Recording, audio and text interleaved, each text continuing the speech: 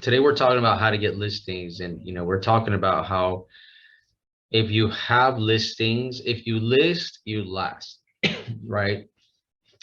And I know that it depends on the type of person you are, how you want to run your business, what you want to do with it, where you want it to go. Ultimately, if you list your last, and the way it works, so for example, if I have a listing, any listing, let's say it's a $300,000 property or a $600,000 property, whatever property it is, I can put a flag on it, put my sign on it, raise my hand and say, look, this is a listing that I have. Do you want to buy it? Right?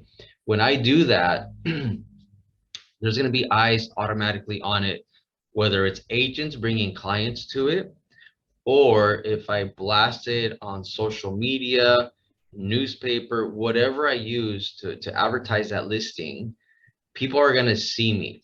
So now I can door knock the neighborhood, let people know, hey, Mr. Seller, Mr. Neighbor, I have this listing. Are you interested in selling your home, or would you be interested in selling your home? So now I have another potential listing there, right? And that's just the listing side of it. I can let people know this is what it's listing for, blah, blah, blah, all kinds of good information. If you go to the buyer side, once you advertise that home, you're going to have buyers raising their hand, maybe just asking a question. Hey, what do I need to qualify to purchase a home or this home? Hey, I'm looking for a home in that neighborhood, but not so expensive. Or I'm looking for a home that's maybe a little bit bigger or something, but at least now with that property, you can really put yourself out there so much more than if you had a buyer. So now if I have a buyer, hey, I have a buyer that's looking for a $300,000 home, but it has to be 4 bedrooms. You really can't use that, or you can use it, but you can't leverage it as much. You can put it out there and say, does anybody want to sell a home? Because I have a buyer for you. Like, well, line them up. There's tons of buyers for these properties right now. So that's the advantage of having the listing, and where your business can really propel if you were to use them accordingly. And that's where you get that, people saying, if you list, you last. So with that, Hey, Robert. Richard, yeah, Yeah, go hey, ahead. real quick on to your point, when you talk about the listings, there's two ways to do this. There's two things I would do. One, when you got that listing, you can either verbalize it, or I would put it on when I was door knocking, I would leave a flyer for opens and all that good stuff. And it's really eye-catching, and you put on there, either say it verbally or put it right on your flyer. The very first thing should be, hey, guess what your neighbor did? Question mark. Everybody will read that. And then you can say they listed their home with us or with me, or however you want to put it. They listed their home with us, blah, blah, blah, blah, blah, right? Then go into your other stuff. So that was always eye-catching. Or you can verbalize that. If you were going to, like you said, go door to door and say, hey, guess what your neighbor did? They just listed their home with us because, and then give them your elevator pitch or whatever your, value proposition is. Yeah, and like Richard's saying, as humans, we're chismosos. We like to know what's going on, right? We want to know what's happening in the neighborhood. So you put that out there. Guess what your neighbor did? Be like, well, what did he do? So in Richard, I'll introduce him here in a little bit, but that's great information. You want to be in front of people and just get their attention. Once you have their attention, then utilize it the right way, build a rapport, get them to work with you, and you're gonna have a really successful business. Just have to keep constantly being in front of them. So I'll introduce Richard really quick, and I'll be, like he's got 2 screens. I got 2 screens going on. I got people calling me, text me how they get on and all that stuff. But Richard, he's with a title company, and he has a background, where the little that I know, he has a background in real estate. He was a broker for many years, and he was very successful at it. And he's going to teach us how to go after listings, land listings, and stay in front of your clients. He's got tools that are available to us through the title company. And what I like about Richard, he's been there. He's not just a sales rep. He's been in the industry, and he's going to teach us what to do and how to do it to get listings. So Richard, go ahead. I'm going to mute myself for a second, take a call. And then are you able to put your fetch up on there? Yeah, I'll put it up right now. Okay, cool. Morning, everybody. Rich McDonald with WFG Title. And thank you, Robert. That's a very nice introduction. So yeah, was in the business for about 9.5 years, just recently switched gears. So the fun part of that is now I'm not competing with people. I get to help the people I used to compete against. So so it's all free to give away. So anything I have, anytime you guys have questions, I'm available. And I want to help you with your business. One of the things, and feel free to stop any, raise a hand or stop me anytime if you have questions.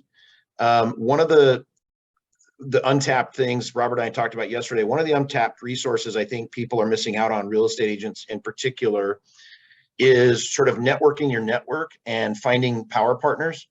A couple power partners, obviously we first think of like lenders and things like that. Those are the obvious ones. But if you have a financial advisor, great, network with them. If you don't have a financial advisor, get one, because they have their clients' whole portfolio and everything else. And there's things we can talk about down the road to network on that. But one of the real big ones that I think people miss out on are attorneys. So, Robert mentioned yesterday when we were on the phone, divorce attorneys. I know it sounds, kind of a weird thing, or sometimes people feel like they're being a vulture, but when people are going through a rough situation, you want to be the one there to help them because you actually care about your clients. You don't want to have somebody that's just there for the dollar bill, right? You want to be the one to actually help them get through a really tough process. And I've helped people go through divorces, sell their homes, et cetera. And that was how I looked at it, was try to be as understanding as you can and help them get through it, because it's an ugly time for them. Possibly even uglier, hard to say, is when people pass. A lot of times, those trust attorneys and those probate attorneys, they're looking for someone that's going to take care of their clients. Question?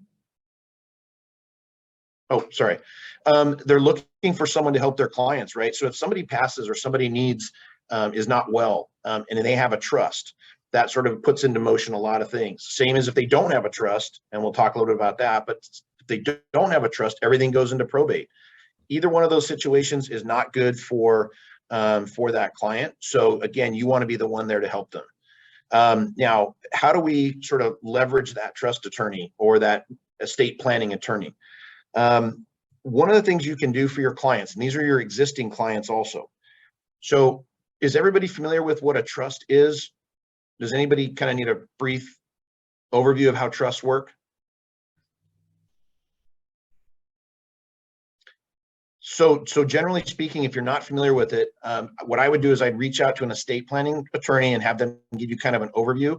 But basically what a trust does, so everybody knows what a will is, right? If something happens to me, I want to know that somebody can give orders to keep me on life support, take me off life support, et cetera, et cetera. Well, a trust is what you use to protect all of your assets. If you do not have a trust, you are almost sure going to end up in a probate situation. I have a client right now, it's over a mobile home. We were just talking about mobile homes. So she has a client, the mobile home ended up in probate. It's been 10 months. They've spent $15,000 so far on attorney fees. They're nowhere closer to getting that property sold or anything else. And the entire family is shattered because that mobile home was not in a trust. So what you want your clients to do, and you tell them that story, and we all have those stories. I guarantee Robert has some really awful probate stories. Tell them those stories, and then you say, look, what I want you to do is I want you to meet with a trust attorney and talk to them and see if getting a trust is right for you. Don't give them legal advice, but just explain to them the downside of not. And then once they say, yeah, we were just thinking about that and we need some help, great. Me as your agent, I can refer you to somebody if you don't have an estate planning attorney, right? So you want to be that resource for them. And again, you're not making anything on this, right? You're just trying to help them protect what they have. Now they look at you and go, wow, this person's thinking about me, and they're not even looking to make a dollar. They're just thinking about me when I'm not thinking about myself. And you want to protect all that stuff that they've worked for. You want to protect their estate as much as you can. So you send them to that trust attorney, and ideally you have a good relationship with that trust attorney. Call the attorney, say, hey, I'm going to be sending you my client. It's one of my really good clients. Let me introduce you. I would always do like an email introduction to everybody. Hey, this is my great client so-and-so. Here's a trust attorney that can help you, blah, blah, blah, blah, blah. And then go from there, right? So what does that do? Anybody give me some feedback. How do you think that makes the client feel at that point? Guys, in my experience, when you send clients something of value, then you're putting them in your pocket. You don't necessarily have to get them to be in your face and like, oh, Robert, you're the most amazing person, but you're putting them in your pocket to where, or you're putting them in the place, or you're being in a place where they're actually going to consider you moving forward as a real estate professional. Yep. So you want to Yeah, do the because little things are the ones that count. yeah, you're offering them value and you're not asking for anything, right? Who else are they going to use when the time comes to sell their property or what have you? So now the follow up to that is, so think about this way: if you refer, anybody have lenders that you refer clients to, refer buyers to? Yes. Okay. When was the last time you asked that lender to refer you back those clients? So here's a real simple way, just this is kind of how I'm going to tie this into the attorney.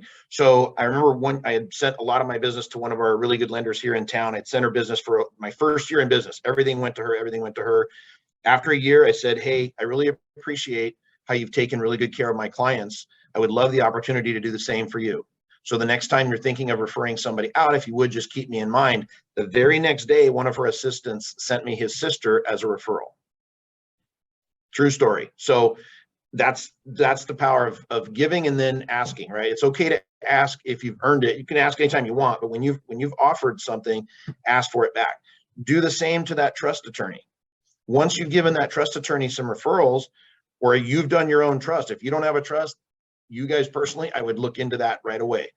But once you've done that, then ask that trust attorney the same thing. Hey, I really appreciate how much you've helped my clients. They were so excited that they got their trust done. Their peace of mind is through the roof. Happy, great.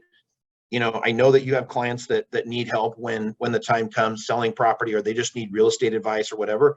Keep me as a reference, and please use me as a resource to help your clients out as well. I would love the opportunity to repay the favor of taking care of your clients just like you've done with mine. So Yeah, for the business. Oh, sorry, go ahead. Ask for the business. Yes, sorry, Rich. Yep. No, it's okay. And you're asking for it in a way that the trust attorney, what are they going to say? How can they possibly argue with you? And now if they said, just like lenders, my opinion on this, and this is Robert's call, but my opinion on this is, if I have a lender, I've had lenders say, well, I don't refer anything to anybody else because my sister-in-law is in the business. Okay, great. I'm probably not going to do as much business with that lender, because it should be a two-way street. If you're going to give all your leads to somebody else, then I'll probably just find another lender. Same with trust attorneys. If you have a trust attorney and you're giving them business and they're not giving you anything back, okay, they'll maybe have a couple trust attorneys, right? You can work with multiple people. But my experience is, so my trust attorney, at some point, finally, what she would start doing, I told Robert this yesterday, she would do an e-introduction. So when she had clients where the trust got activated, so either somebody passed away or somebody was not well and needed the trustee to take over, she would do an email.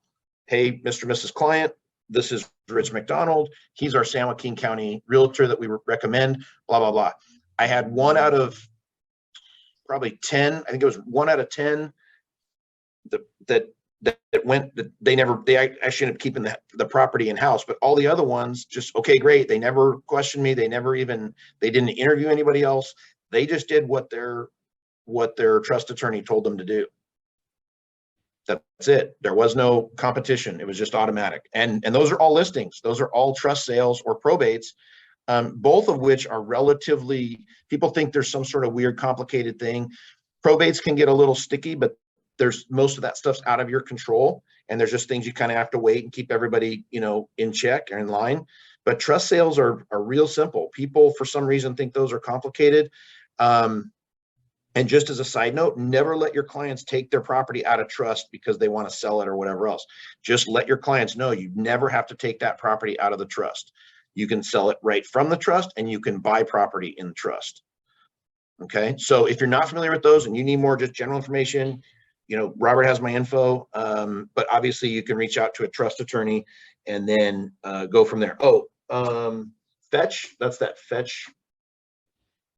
Yeah, guys, we were talking yesterday. These are your power partners. I don't know if you said that or not, Rich. I had a call from the title company with the little emergency, but No these worries. are your power partners. We talk about partnering up with your lenders, which is great. partnering up with, you know, your landscape companies or your contractors to advertise and stuff. But these power partners, they're actually engaged in real estate transactions already. And when I say that, they're not showing properties or listing properties, but they're referring agents to people with divorce situations, people with really bad situations where these guys, you know, the family members don't want to go looking for the best realtor. Their attorney's like, you know what, use this guy. Why? Because I used him before. He's good at what he does, or she's good at what she does. And the client's not gonna be like, no, I'm gonna interview 3 more agents. They don't care. Like, if my attorney's telling me this guy's good, he's good. So if you guys are in with an attorney, you're guaranteed to get business from it, guaranteed, because they're already in those transactions with our clients. Even if they're in our database and we're working them, if they go to an attorney zips them over to somebody else, you might lose them. Doesn't matter how good you are following up. If the attorney says use this guy, they're most likely going to use that guy. Yep.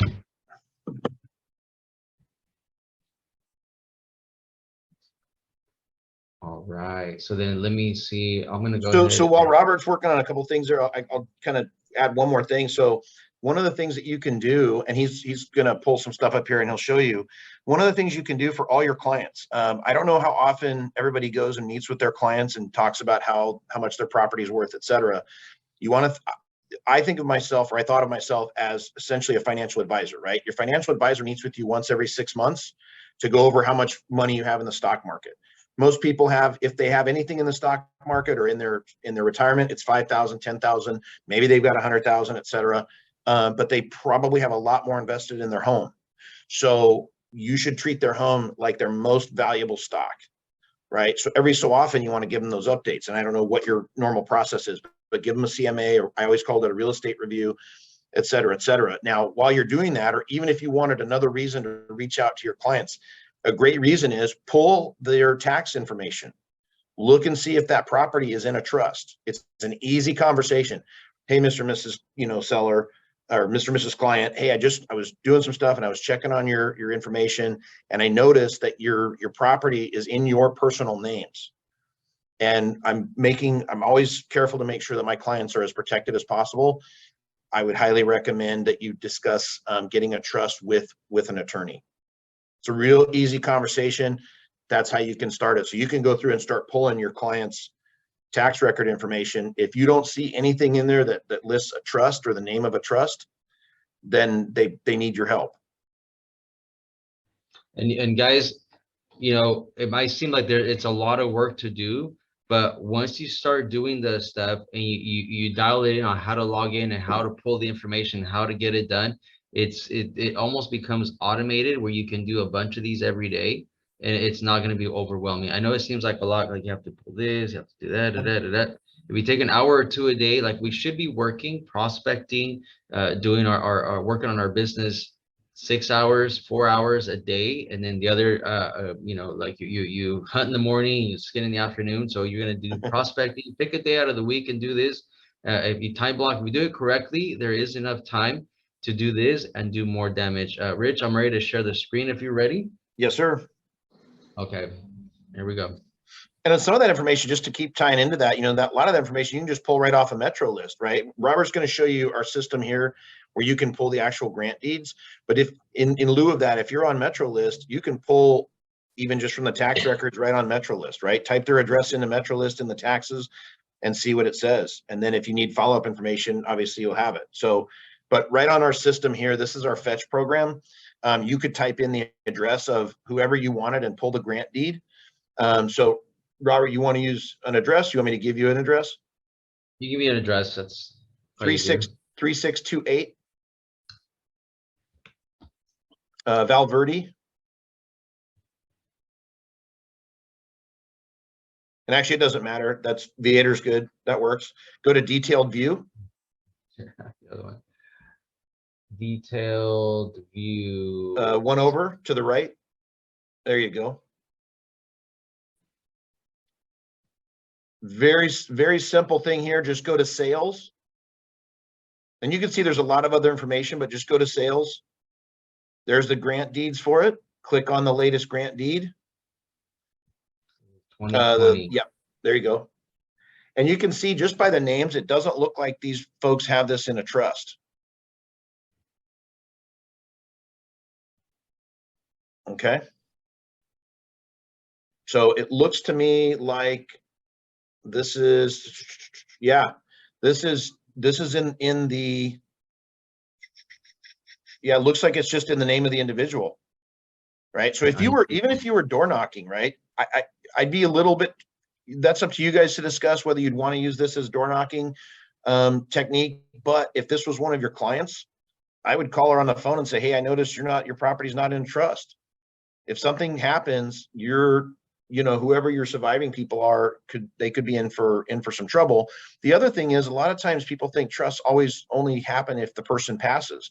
I've sold multiple properties where the trust was activated because in both cases, the man of the house passed, the lady of the house needed to be cared for. So she wasn't doing well, she had dementia, or she just needed care. So her trustee, happened to be her nephew, was able to help get her into a facility, sell her belongings in an estate sale, and then sell her home and put all that money in an account to pay for her care. If she didn't have a trust, who's going to pay to take care of her? Nobody can touch her bank accounts. Nobody can touch her house. Nobody can touch her stuff. So because she had that trust and she had all the medical directives in place, everything was taken care of as best as possible. Still not a pleasant situation, but I was happy that I could be the one to help them through it. So this is a real simple way to do this. Anybody that wants this, to have access to our fetch program like this, all I need is an email and I can set you up with an account. Okay, no cost, no obligation. The only time and Robert will show you this, we did this yesterday. We're going to show you about pulling some data. And there's times where you can opt to pay for extra data if you want, but we'll show you that next. Robert, was there something else you wanted to touch on this? Yeah, I just want to let everybody know that, just really quick, it's just kind of a side note, but there's 1.5 million agents in the US.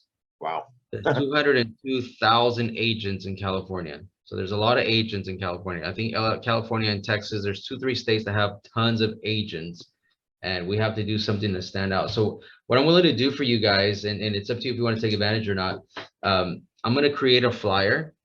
I'm going to create a material, some sort of material content flyer that you can use to door knock and hand to your, the farm that you choose, where it gives you the advantages of having your property in a trust. Nice.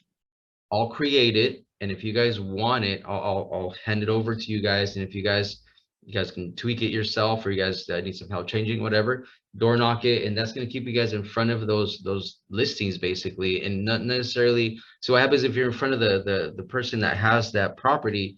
You don't necessarily have to. You're not asking them to list their house with you. You're giving them something of value that most people won't. I mean, there's people that bring.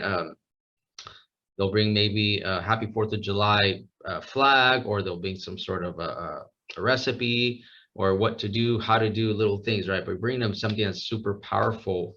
What is a trust? What happens if it's not in a trust? So I'll have that ready for next week. And if you guys, like I said, if you want it, just let me know and we'll put it together for you guys. Rich, we're going to go into the other side of this, right? The yes, sir. Sellers. Let's do it. So you want to go to one of the other tools, and there's a lot more stuff on here. We just want to keep today's meeting simple. And like I said, I'm happy to get on a call with anybody in particular for more detail, etc. But for today, we're going to hit the farming button now. Farming right here. Yep. And then I think we did boundary search yesterday. And then you hit that one spot in series, I think we were talking about. But you can pull anywhere you want, doesn't matter. Let me see where this is at. So, you've all used similar programs like this, I'm sure, or something similar where you can, and you've used this on MLS when you're trying to do certain specific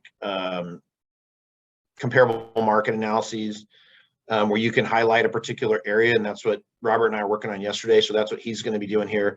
So once you've highlighted that area, it'll offer you some options for exporting data. So that's what we're going to look at here in just a second. So when you export the data that basically just comes with, it'll give you names and addresses and what they paid for the property and so on and so forth.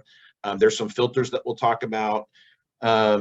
And then there's also a purchase option if you wanted to get more detailed information, things like phone numbers, etc. So this is just a simple highlight. And then you're going to go to next. So here's where you have lots of different options, and you could spend all day kind of monkeying with some of the stuff. It just kind of depends on what you're looking for. But to keep things as simple as possible for today's meeting, go to custom filters, please. To the right. There you go. Perfect. Now there's a couple things on here that I'll point out. The first one right underneath there, right underneath custom filters, that's empty nester. So you notice it says 30 years plus ownership. So this is something that you can, and we'll talk more about this at another point, but think about this. Somebody's been in their home for 30 plus years. The empty nesters, right? They could have, let's say they have a 5-bedroom home. They got 3 kids and the last one has just left for college on the East Coast somewhere. Okay, you got 2 people that are probably, they're either in their mid 50s or pushing 60 perhaps. They're in a 2-story home with stairs. And it's got 5 bedrooms and there's only 2 people living in it, right? Good opportunity. We can jump off this bridge another time, but a good opportunity to find them a couple of nice single-story homes to look at and just say, hey, I was thinking about you just like I always do, like I was doing with your trust, et cetera, et cetera. I was just thinking about you guys. And I just thought, at some point down the road, this just might be some things to look at. All of a sudden they're thinking about that downsize when they weren't thinking about it before, right? And I think the average is something like 3 days from the time people start talking about putting their home on the market to the time they actually list it. It's something like 3 days. I know that sounds wild, but people don't sit around and think for months and months and months about selling. It's fast because their knees hurt from the stairs, right? They think about it every night when they're walking up and down the stairs. So those are the kinds of things, just kind of keep that in the back of your mind. It's not going to pull a ton of listings or a ton of properties, but it's just one of those cool things to look at some point and add that into your door knocking, add that into your farms, right? The one, and I would leave that as all for now. Yeah, just because we want to, and then if you go down I'm sorry, yes, next seller. So if you hit the empty nester, it's only going to pull a couple, I would say, in each area. But if you hit that next seller, so what this is doing is it's going to pull, you can go to get count. It's going to pull properties that have been owned for either plus or minus 1 year of whatever the normal average is for that area, right? So if the average time that people own a home is 5 years, it'll pull properties that are 4 to 6 years, right? Or something along those lines. So, so whatever the average is in that area, it's telling you who the potential next sellers could be. Now, if you just wanted to download addresses and names and things like that, there it is. You can download or view records.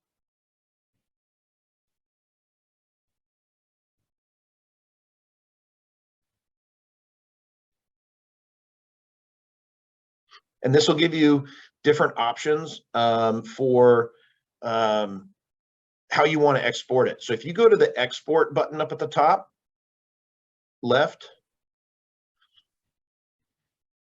up right there, perfect. It'll give you some options. So if you just wanted to save it as a CSV file, meaning an Excel file, if you're familiar with that, you've got, you can do that in the farm, et cetera, et cetera. If you use Corfact for sending out flyers or postcards or things like that, you can export straight to Corfact if you want to do that. It kind of depends on what you're doing. It's got an option for labels. You just want it in PDF, et cetera, et cetera. Okay. Now, the other, and I can, and anytime, again, if you're not super savvy with that stuff, just let me know. We can get on a Zoom call and I'll walk you through all that stuff step by step, and we'll do the exact area you're looking for, so on and so forth. So Robert did this yesterday. And I think, was this the one where you hit dynamic stats? I think it is from here. I know it had a premier data option, but did it have dynamics? Go up to dynamic stats.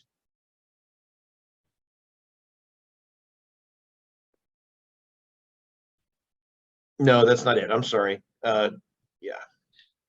So basically, guys, what we did yesterday is I actually purchased this farm. It's 272 or 200, right? And now it's 272. I thought it was 278 yesterday.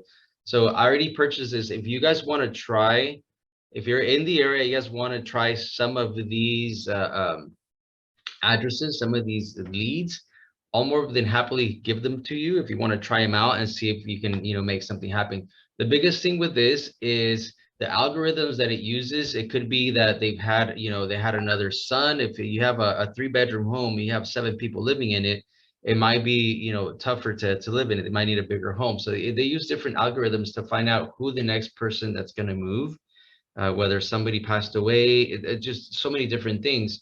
Now it's up to us to farm that area. This is the information, and it's crazy how technology is able to put that in front of us. Now it's up to us to actually reach out to them, touch them, work with them, stay in front of them, build that rapport, build a relationship, and let them know, hey, I care for you. I want you to think of me when it comes time to sell your home or make that move, whether even if they want to refinance. Hey, Robert, I'm looking to refinance. Hey, Robert, I want to paint my house. I have handyman. I know people that can help you as a client take care of your home. And when it's time to sell it, I want to be the first person that you think of. So, like I said, if you guys want to try this, this is in series. Modesto, we have Hatch, Whitmore, and Mitchell. So right there in that block, right? If somebody wants to try some of these, if you want to take them all, I mean, I'll give you all of them. The cost for these was only like $33, $33. So it's not expensive, but it does create some work for you to be out there and really, work with these people. And if you look at this map and you fast forward a year, I guarantee you that most of the listings that we have are going to be from one of these markers from this list. So it works. I've seen it, and it does take some work from us to make it happen, though. Yeah, and there was that button on the previous screen, that Premier Data, so we can actually any place you want to do that stuff, we can do that. So again, I want to be respectful of your time today, but again, I'm happy to get on a call with whoever needs additional help, whether it's on this or other, tips and things like that. So whatever you need, Yeah. Robert. And if you guys need ideas, you know what, Robert, I want to farm this area, but I don't know how to farm it. I don't know what to say. I don't know when to go. Just really quick, do not, we were talking about, do not choose like 2,000 people and tell them all one piece of literature, right? Don't send one piece to as many people as you can.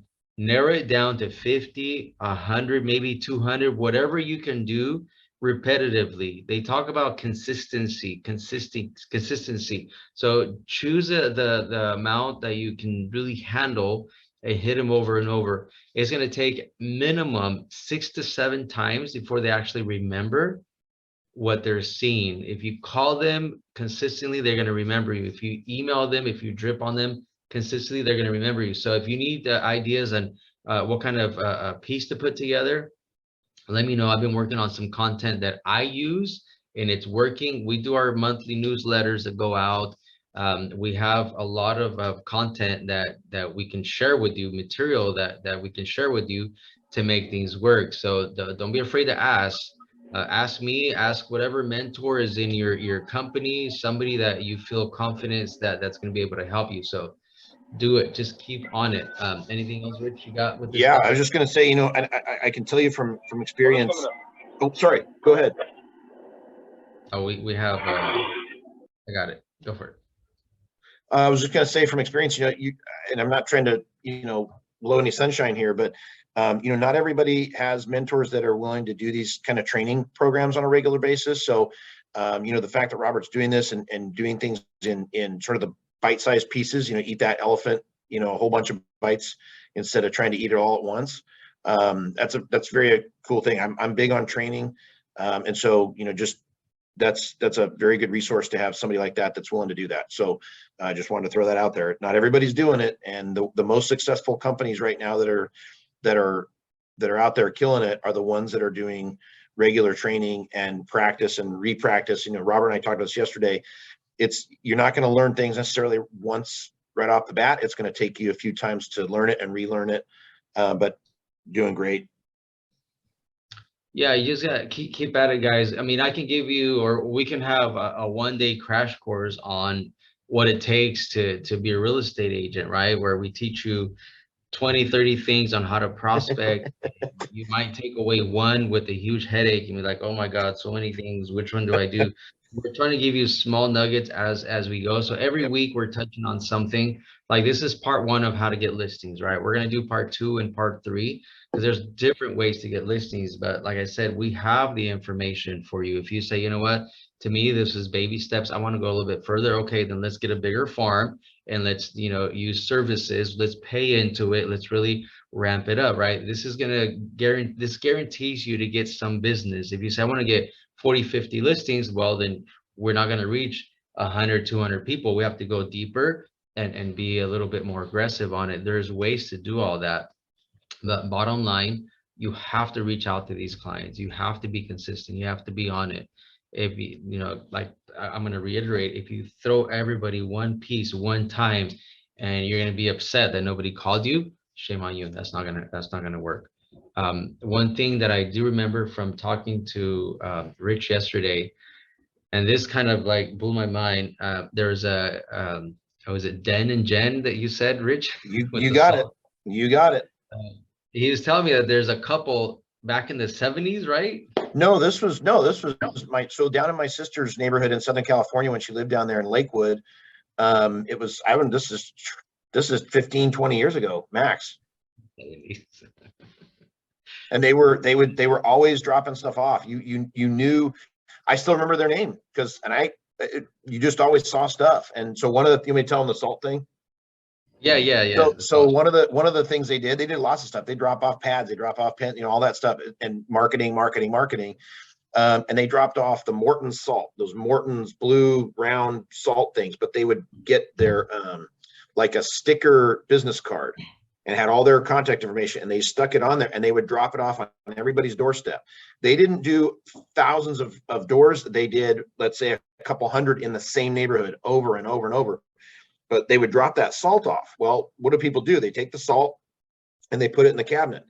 Every time you open my sister's cabinet, there was Den and Jen looking at you because that salt stays in the cabinet. And then you refill a salt shaker. And then by the next, whatever, 6 months, they drop another one off or whatever it was. And so all the salt they owned was from Den and Jen. Just stuff like that generally is not super expensive. But if you were trying to do 10,000 of them, it'd be like, to Robert's point with the postcards or with mailers, if you're doing 1,000 people, that's going to get a little pricey. But if you did 100 of those homes 10 times, which one are they going to remember? Yeah, guys. And so the salt shaker is something like this, right? It's a little container, Yeah. and then the stickers that you can put on top of them. And if you guys want those stickers, we can create those stickers, make it look really nice, and That's add cool. something corny, like content would be 100% confidence, the best real estate in the world, something where they're gonna be like, oh, this is actually kind of cool, right? Be creative, put yourself out there. The salt, I think they still cost $1, right? For a deal of salt, maybe a little bit more, but you're right about $1 for the salt. And then a sticker doesn't cost much either. They're getting cheaper as we go. So there's a lot of different ideas to get, to be in front of people. And that stood out to me so much when he was talking about it. Does anybody have any questions? Like Rich is saying, these systems are through title companies. If you have a title rep that has something similar to this, lean on them, utilize it, call them, get them to give you this information. They're not going to charge you anything. They want your business, and they cannot get your business if you're not out there generating business. We need to generate business. Door knocking, making the phone calls. Now, we didn't go too far into the farm. So the farm that we purchased is not just addresses. I actually, when I purchased it, I got phone numbers, and for some reason I only got like 3 emails. I'm not sure why, but through this system, I think we have about 70, at least 60, 70% do have phone numbers to where you can make the phone calls and kind of scrub them that way. You might hit somebody at the right time where they're going through something. They might be, yeah, I'm ready to go. But if you don't, then at least you have the information. Go, walk by, drive by, walk the neighborhood. Like he was saying, pick a small enough area where you can start, and then as you get bigger, you find ways to keep hitting them and keep them in front of you. So anybody have any questions at this point? Manny, thank you for joining us. Christina, thank you for joining us as well. User, I'm sorry, I don't know your name. You're there with the red background. It just says user. It doesn't have a name. And you're muted. She's on mute, yeah.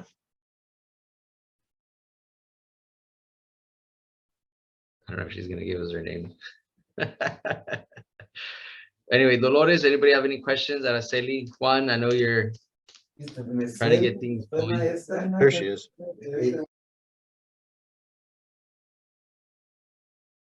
Unmuted and then muted again.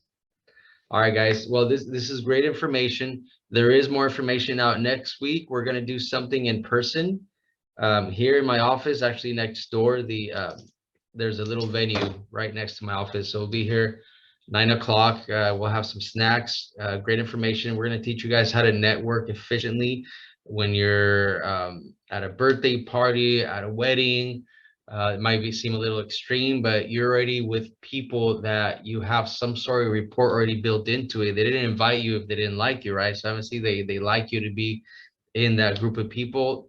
Utilize that to your advantage, and you don't have to go in there, hey, let's go buy and sell some houses. No, we're going to teach you how to network efficiently. When you go to mixers, ribbon cuttings, any type of social event, you don't have to be corny or cheesy or pushy and greasy and all that bad stuff. We're going to teach you how to do things professionally and get something of value out of it. Okay. Like I told you yesterday, Robert, I got probably 60 to 70% of my business came from people I met at the gym or people who they referred me to, because I saw them every day.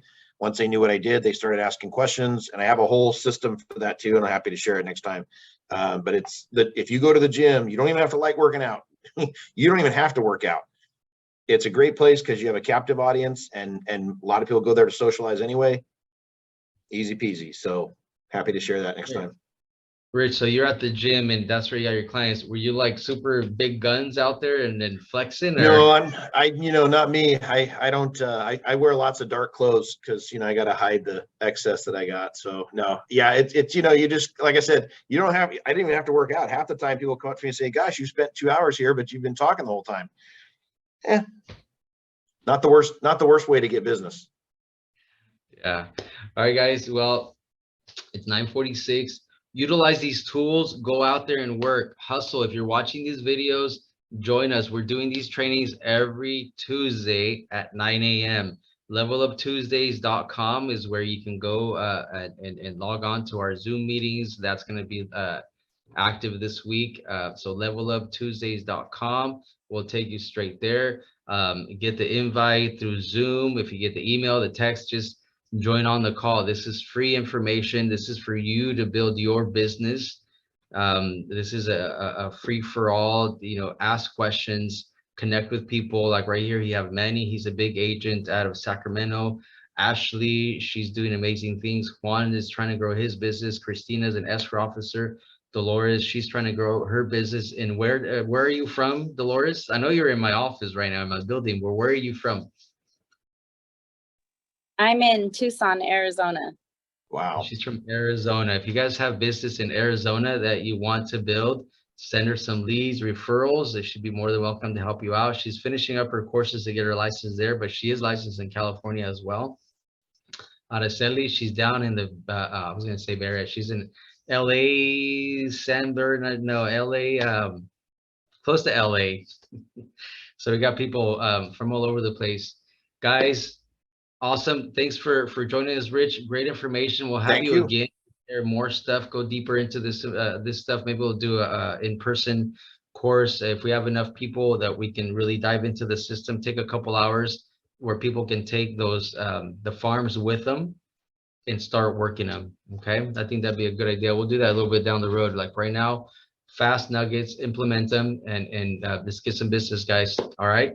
So thank you for the invitation. It's been great. Yes, thank you. Amazing information. Thank you so much. Anything else, guys, before we sign off?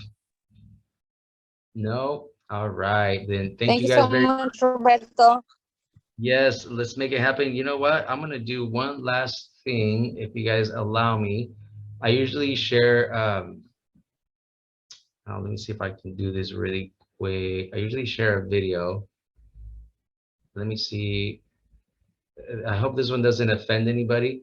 It talks about how men Thing number 7 that men do to ruin their lives. how men things that men do to ruin their lives, right? But I when I saw this video, it really, I'm gonna put it right now. Optimize. I gotta share sound. Okay, so really quick, I saw this video and it says that, you know, things that men do to ruin their lives. But when you hear this video, it really kind of did something to where you should have a group of people that is that they don't keep a brotherhood of like-minded men around them. They don't have a band of brothers. They are not part of a tribe. The thing that men do that really ruins their life is that they live like an island. You act like a lone wolf. You are not meant to be a lone wolf. You are not meant to be an island. You are meant to find like-minded dudes who share your core values. Because if you're like, dude, these are my core values, these are my non-negotiables, this is how I roll in life. I'm an extreme, unreasonable, impatient motherfucker that wants to make a lot of money, be fit and jacked, be self-actualized and self-disciplined, and do a lot of good for humanity. And I find other dudes like that to connect with. That's my tribe. That's my band of brothers. That is the brotherhood that I belong to.